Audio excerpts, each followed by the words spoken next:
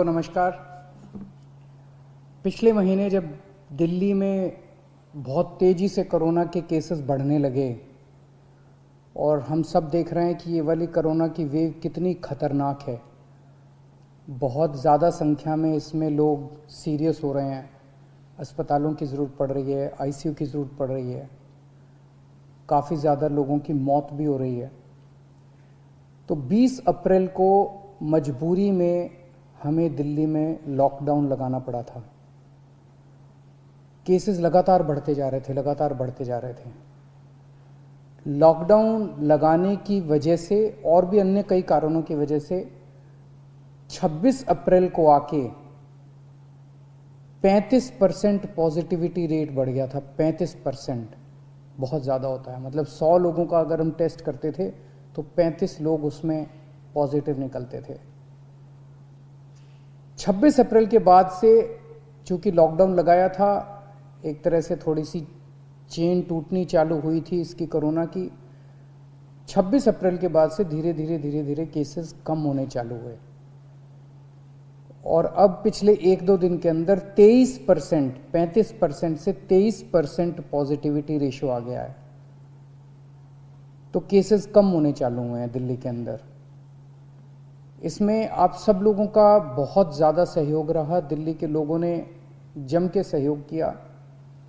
आप लोगों ने लॉकडाउन का पूरी तरह से पालन किया और ये हम सब लोगों की, अपने परिवार की ज़िंदगी और उनके स्वास्थ्य की बात है। हम किसी पे, कोई भी किसी पे एहसान नहीं करा, हम सब के अपने लोगों के स्वास्थ्य की और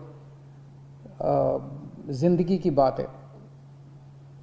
इस लॉकडाउन के पीरियड को हमने संसाधन, हेल्थ इंफ्रास्ट्रक्चर को और मजबूत करने के लिए इस्तेमाल किया।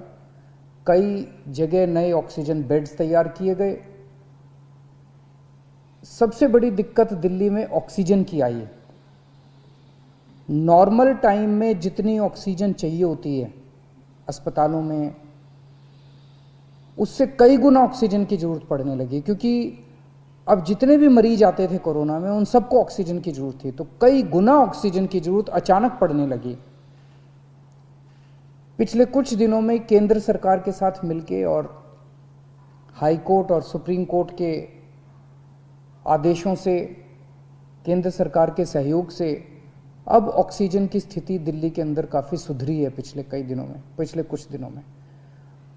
अब इस तरह की बातें सुनने को नहीं मिलती कि इस अस्पताल में 2 घंटे की ऑक्सीजन रह गई, उस अस्पताल में आधे घंटे की ऑक्सीजन रह गई, यहाँ पे किसी की ऑक्सीजन से मौत हो सकती है। अब इस तरह की बातें सुनने को नहीं मिल रही है। तो इस लॉकडाउन के पीरियड को हमने अपने सिस्टम को भी सुधारने में काफ़ी प्रयास किए। पिछले कुछ दिनों से वैक्सीन को भी बड़ी तेज़ी के साथ वैक्सीनेशन का कार्यक्रम शुरू किया गया है। आप में से जितने लोगों ने वैक्सीन लगवाया उन्होंने देखा होगा कि दिल्ली सरकार ने जो स्कूलों में इंतजाम किए हैं वो कितने शानदार इंतजाम किए हैं। सब लोग इसकी तारीफ़ कर रहे हैं, सब लोगों को अच्छा लग रहा है। हमारे युवा बढ़ चढ़ के वैक्सीन लगवा रहे हैं। यहाँ तक कि दिल्ली के आसपास के इलाकों से भी लोग दिल्ली में आके वैक्सीन लगवा रहे हैं। वैक्सीन के स्टॉक की कमी है, इसमें हमने केंद्र सरकार से सहयोग मांगा है। मुझे पूरी उम्मीद है, जैसे केंद्र सरकार अन्य बातों पे भी सहयोग करती रही है, इसमें भी हमारा पूरा सहयोग करेगी।